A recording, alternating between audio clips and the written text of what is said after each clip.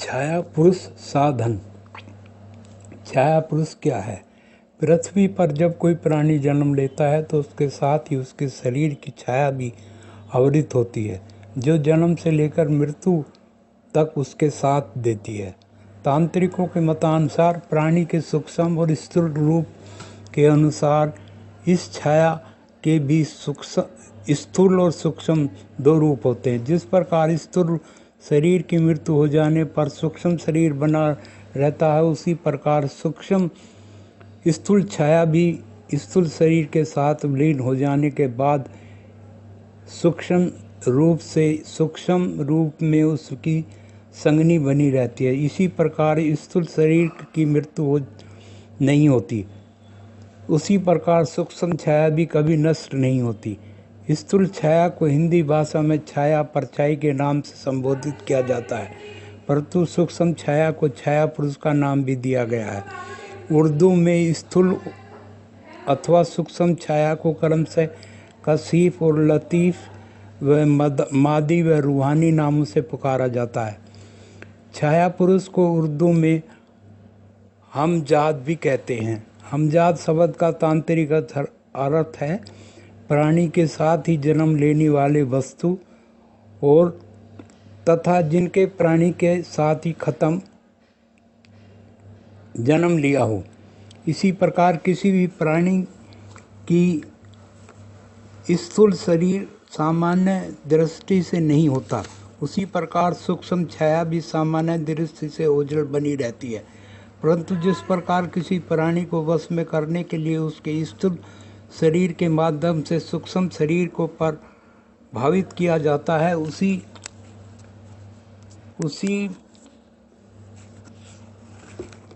छाया पुरुष को अथवा छाया को वश में करने के लिए स्थूल छाया का भी आश्रय लिया जाता है। यहाँ ये बात स्मरण रखने योग्य है कि बिना सूक्ष्म शरीर को वश में किए ना तो किसी प्राणी का स्थूल शरीर को ही वश में किया जा सकता है और ना ही बिना स्थूल छाया को वश में किए किसी भी स्थूल छाया अथवा छाया पुरुष को वशीभूत किया जाता है। छाया पुरुष अथवा हमजाद को सिद्ध करने के लिए अपने ही स्थूल शरीर की छाया का माध्यम बनाने की आवश्यकता होती है। कोई भी मनुष्य केवल अपनी ही शरीर की छाया को छाया पुरुष को वश में कर सकता है, किसी अन्य प्राणी की छाया पुरुष को नहीं। अतः छाया पुरुष को सिद्ध करना एक प्रकार से स्वयं को सिद्ध करना है। यह बात भी स्मरण रखनी चाहिए कि प्रत्येक प्राणी के सूक्ष्म शरीर अलौकिक एवं चमत्कारिक शक्तियों से भरपूर होता है।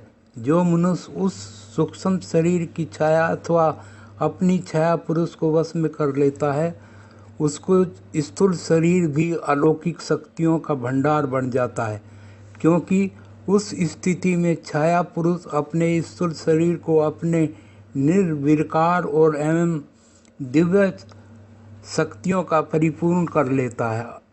इस प्रकार से छाया पुरुष साधना के द्वारा मनुष्य अपनी ही गुप्त शक्तियों को वश में करके उनसे विभिन्न कार्य संपन्न कराने में समर्थ हो जाता है। छाया पुरुष साधना का लाभ। देवी देवता व भूत प्रेत आदि की तरह ही छाया पुरुष भी असीम आधार दिव्य अलौकिक शक्तियों का स्वामी होती है। यह बात ऊपर कही जा चुकी है।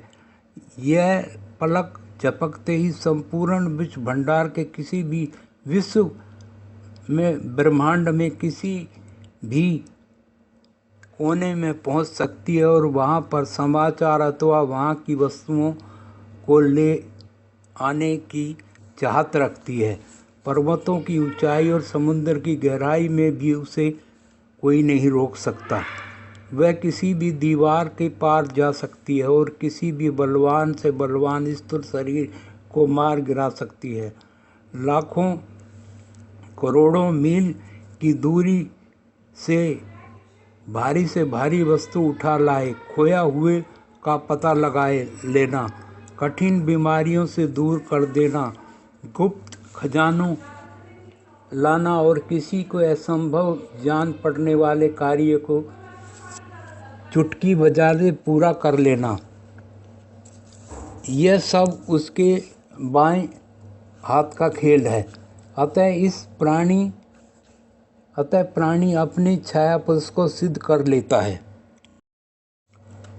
यह उसके माध्यम से संसार के कुछ भी कर दिखाने में समर्थ हो जाता है। छाया पुरुष की सिद्धि से उसके लिए सभी पदार्थ गत हो जाते हैं और अपनी किसी भी मनोअभिलाषा को वह पूर्ण कर सकता है। छाया पुरुष को जब किसी व्यक्ति द्वारा सिद्ध कर लिया जाता है तो साधक अथवा उसका स्वामी, दूसरे शब्दों में अपनी ही स्थूल शरीर की प्रत्येक आज्ञा का पालन करने के लिए सर्वदा तत्पर बना रहता है। देवी देवता, भूत प्रेत आदि को सिद्ध करने में जितनी परेशानियां उठानी पड़ती हैं, छाया पुरुष को सिद्ध करने में उतना कष्ट नहीं होता। इसे सिद्ध करना कहीं अधिक सरल होता है। केवल थोड़े से धैर्य और लगन की आवश्यकता होती है। छाया पुरुष सिद्धि की विधि। छाया पुरुष को सिद्ध करने में अनेक विधियां बताई गई हैं, जिनमें से कुछ विधि अधिक प्रचलित हैं, अपेक्षाकृत अधिक सरल भी हैं। यहाँ पर उन्हीं का उल्लेख किया जा रहा है।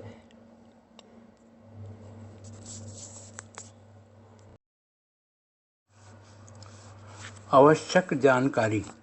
छाया पुरुष साधना का अभ्यास करने से पूर्व और सिद्धि प्राप्त हो जाने के पश्चात निम्नलिखित बातों का ध्यान में रखना आवश्यक है।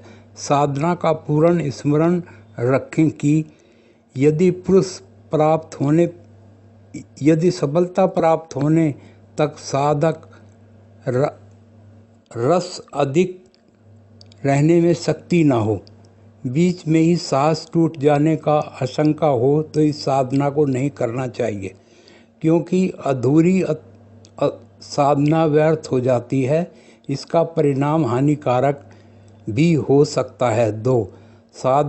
साधना सदैव एकांत व स्वच्छ और शांत कमरे में ही करनी चाहिए तथा अपनी साधना के संबंध में किसी को पता नहीं चलने देना चाहिए, अन्यथा साधना निष्फल हो जाती है। इस साधना को पूर्णतः गुप्त रखना आवश्यक होता है। 3. अविश्वासी, शंका, कमजोर हृदय और अंधविश्वास रहित व्यक्ति की यह साधना नहीं करनी चाहिए। पूर्ण विश्वास ही फलदायक होता है। 4. साधना काल में साधक को सम्य, ब्रह्मचारी, मिथ्याभासी तथा प्याज और जैसी सुगंधित वस्तुओं से दूर रहना चाहिए। मद्यपान, धूम्रपान आदि अन्य प्रकार के नशे भी वर्जित हैं। 5. साधक को नित्य स्नान, स्वच्छ वस्त्र धारण, हल्का भोजन व सुनिश्चित तेल, इत्र आदि का सेवन करना आवश्यक है। फल, दूध और घी का सेवन अधिक मात्रा में होना चाहिए। 6. साधना के लिए जो स्थान एक बार निश्चित कर लिया जाए उस बदलना नहीं चाहिए। उस स्थान की पवित्रता, स्वच्छता आदि की ओर विशेष ध्यान रखना चाहिए। यहाँ चंदन और लोबान का धूप देना आवश्यक है। 7. साधना हमेशा एक निश्चित समय पर करनी चाहिए। समय के अंतर नहीं होना चाहिए तथा जब तक साधना पूर्ण न हो जाए तब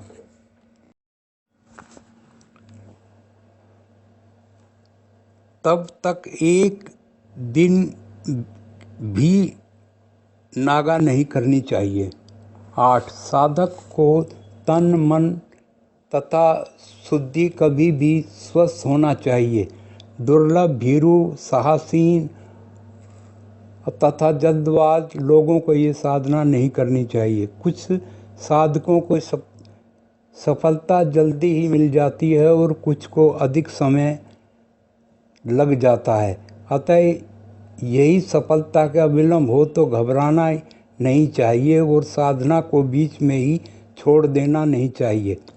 सिद्धि प्राप्त होने के बाद स्मरण रखें कि यदि छाया पुरुष प्रकट हो जाए तब अपनी ओर से उसे बातचीत आरंभ करने की पहल नहीं करनी चाहिए, अपितु जब वह स्वयं ही बात करना आरंभ करे तब बोलना चाहिए। छाया पुरुष को देखकर भयभीत नहीं होना चाहिए, घबराने की आवश्यकता भी नहीं है। 3. यदि छाया पुरुष ये पूछे कि आपने मुझे क्यों स्मरण किया, उस समय साधक को ये कहना चाहिए कि मैं आपको वशीभूत करना चाहता हूँ।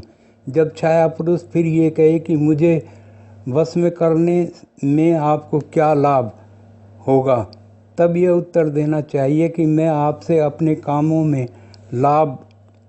कामों में सहायता प्राप्त करना चाहता हूँ।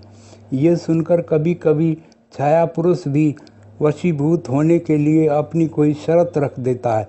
उदाहरण के लिए, मुझे नित्य पेट भर खाना खिलाओगे और दूध पिलाओगे, तो ऐसी शर्त को कभी स्वीकार नहीं करना चाहिए, क्योंकि छाया पुरुष का पेट भर पाना किसी मनुष्य के लिए संभव नहीं हो पाता।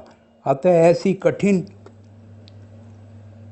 शर्तों को सुन कर छाया पुरुष से ये आग्रह करना चाहिए कि कोई ऐसी शर्त रखो जिसे साधक सरलता से पूरा कर सके। अंत में जिस शर्त पर समझौता हो जाए उसका निरंतर पालन करना चाहिए।